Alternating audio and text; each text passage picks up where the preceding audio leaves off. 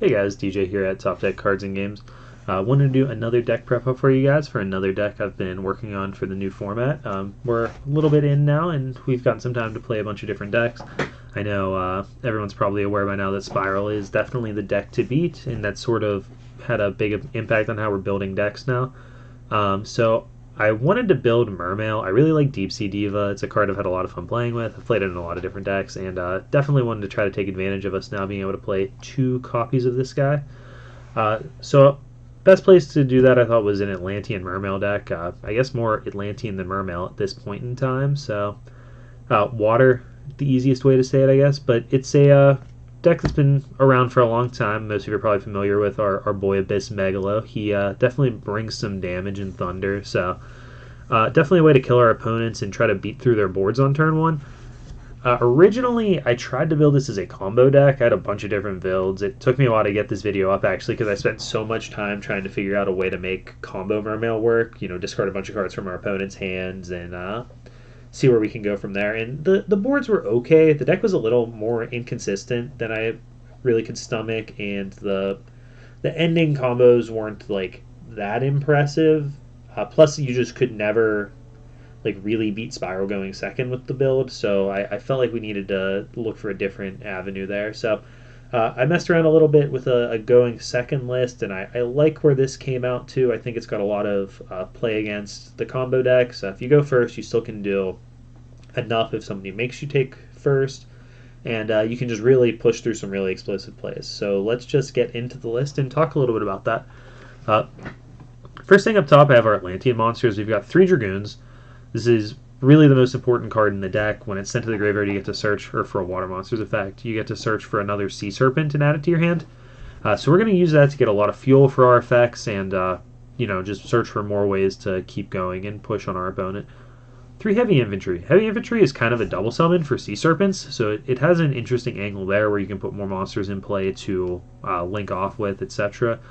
It's also, when it's sent to the graveyard, it pops a face-up card on the board. So you're able to use that to clear through the card your opponent puts up against you. 3 Neptibus. This is the card we're looking to either normal summon or summon off Deep Sea Diva. Neptibus lets us send a Atlantean monster from our deck to the graveyard, except Neptibus, and then we add an Atlantean from our deck to our hand. So when you summon it, you get to dump Dragoons, then add a Dragoons to hand. So you get a Dragoon Search and a Dragoons in your hand to play more stuff with, uses more fuel. So it's just really strong. It also, if it's sent to the graveyard for a Water Monsters effect, just like the other Atlanteans, it has another ability where it lets us special summon an Atlantean from our graveyard as well. Finally, we've got 1 Marksman. I didn't want to play 0 of them. I think it's important to have that ability to interact with face downs, but given that Spiral is the most played deck and really Public Enemy #1, I wasn't too worried about their set cards. If they have the utility wire, they have it. I'm more worried about clearing their Trigate, Appaloosa nonsense, and this card doesn't really help there.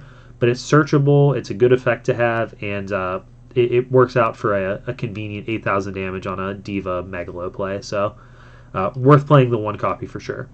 Next, we've got the 2 Divas to go with those cards. Obviously, we're trying to summon that and search Neptibus. It is a tuner. We're not playing a ton of Synchros in our extra deck, but it either way gives us an extra body that we can use. It is super susceptible to hand traps, Ash, Veiler, Impermanence, all of them. So it's tough. I still think it's worth playing the 2 copies, obviously. It's a really powerful card. It's our best normal summon, but it's just something to be aware of. Next up, I've got our Mermail monsters. I've got 3 Megalo. Megalo is pitch 2 to special it. We search out an Abyss, Spell, or Trap.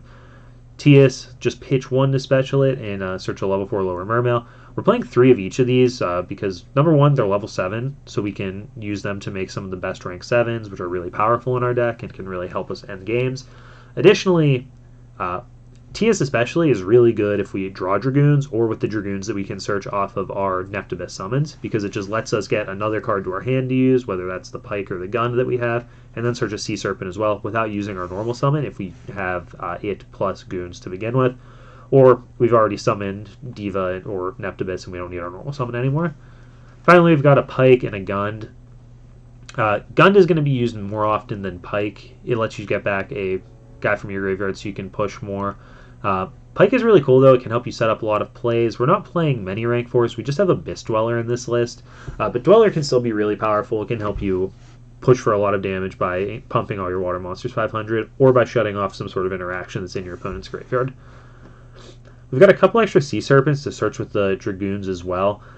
We've got Moulin Glacia and Lapis Dragon. Moulin Glacia is 2800 beater that we can special summon as long as we have 5 waters in our graveyard. So first off, right there, 2800 is a lot of damage. It can get rid of different hand traps or things in your opponent's hand, so it's easier for you to play through whatever they have.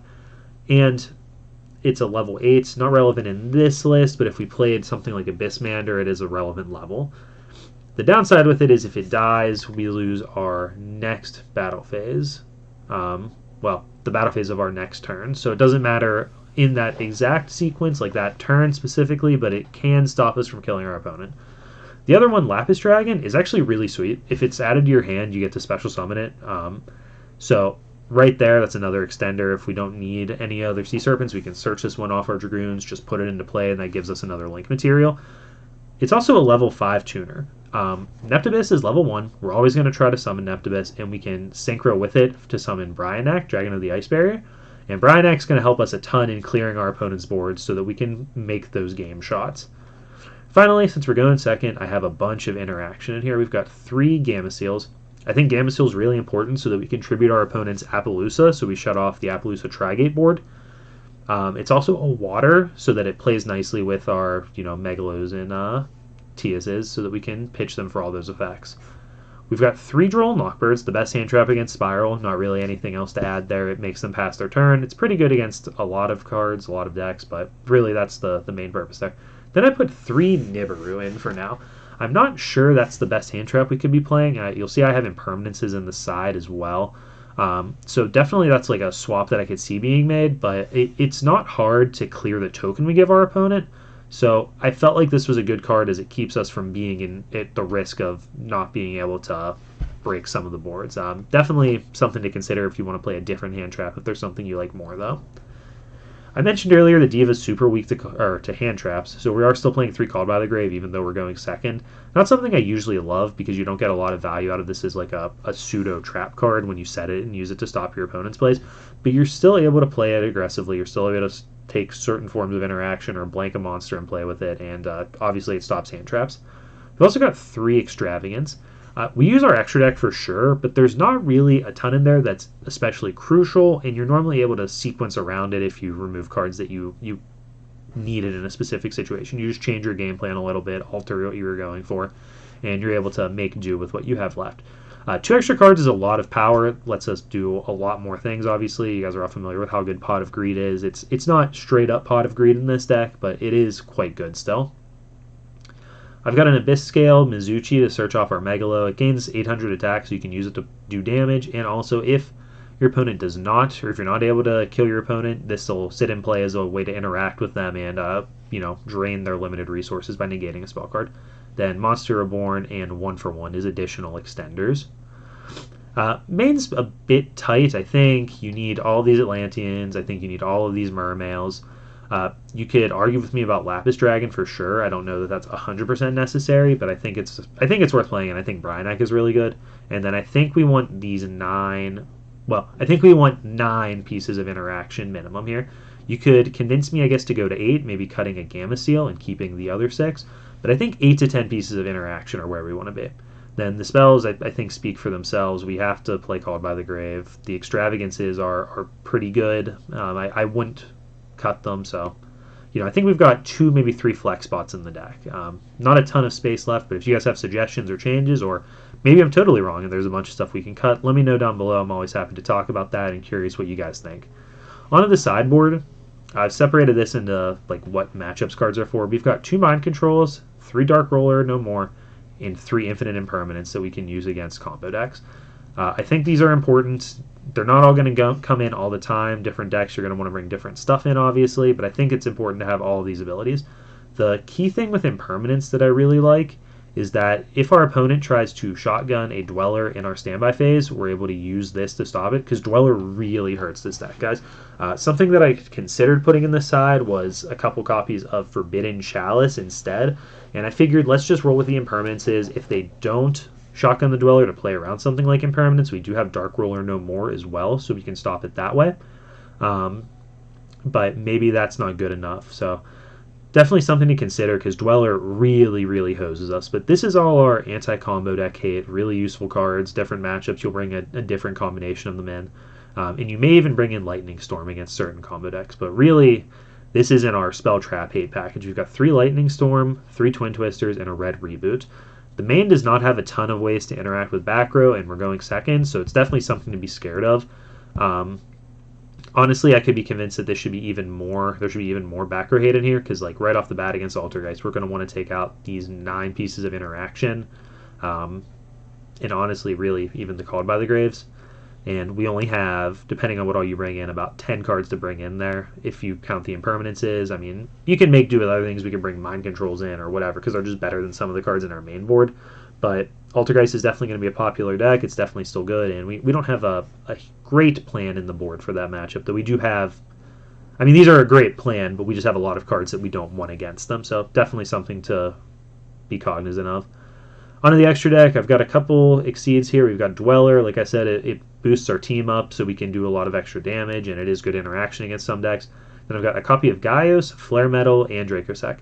These are all really strong rank 7s and all accomplish completely different things. Gaios is going to help us protect our board if we don't kill our opponents, so we break through their stuff. We can make a Gaios so that on whatever limited resources they have left, it's harder for them to clear what we have. Flare Metal is going to burn them for 500 every time they play a card, so if we leave them on a low enough life total, let's say 1,500 to less, Flare Metal might just be game because they're going to have to play cards to deal with what we've put up, and they're going to pay 500 life each time. Dracossack helps us pick through our opponent's back rows, as well as being a card that's just safe to make. We make our tokens, it's hard to deal with. We can turn a token into a Link Spider if we would need to, so that we can use it for Link plays on top of being good interaction. So just an all-around, well-rounded card. I've already talked about Bryanek. It's our only synchro in the deck. We've got Lapis Dragon and Diva that can make it, and it's really good at clearing our opponent's boards. It's a water monster, so it's going to set off those Mermail or Atlantean effects, as well as triggering something like Gund. For the links, I've got Appaloosa here is another card kind of similar to Gaius that's powerful if we have to, clear our opponent's board and then protect our board. We've got Nightmare Phoenix and Nightmare Unicorn as ways to clear through our opponent's cards, just to grind through their back rows or monsters, whatever it may be, before we kill them. A copy of Marincess Coral Anemone. If you're not familiar with this one, it lets you special summon back a 1,500 or lower water monster from your graveyard in the zone it points to. But then you can't summon anything except for water monsters for the rest of the turn. The other effect is a Marincess effect. We're never going to use that one, but it does have more text. So this is a really cool card since it's 2,000 attack. It lets us put another water back into play. It can push extra damage, or it can help us make a Link Climb play to do some interesting stuff if we need to, though. Not a ton of options as far as water links go in here. The only other one that we're playing is Abyssalacia. This one's also another card that lets us pump our cards up. Monsters it points to gain 500 attack and defense, and it does a bunch of stuff during our opponent's turn to let us interact with them, maybe pitch an Atlantean infantry to blow something up. It also holds the Abyss Scale, so if we need something to put that on, we can put it right on Alacia and use that Link Spider, like I mentioned, to go with the Dracossack. We have Borreload Dragons, so that we can get rid of certain things that we couldn't target by taking them with Borreload and then linking them off or attributing them, whatever it may be. And I forgot Starboy when I said that was our only water link before. We also have Starboy, which has a similar use as Dweller in here. It pumps our entire team by 500 attack and defense, so we can push extra damage through.